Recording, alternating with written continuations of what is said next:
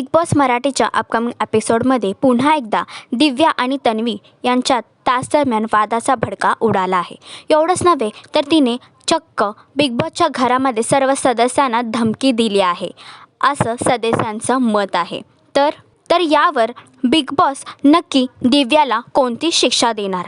तन्वी आणि दिव्या या दोघांमध्ये नक्की कोण आहे बरोबर आणि कोण आहे चूक? तर दिव्याने दिलेल्या या धमकीचे काय होतील परिणाम आणि भाऊच्या धक्क्यावर रितेश भाऊ नक्की दिव्यासोबत कसा व्यवहार करणार हे जाणून घेण्यासाठी बिग बॉस मराठी 6 नक्की पहा.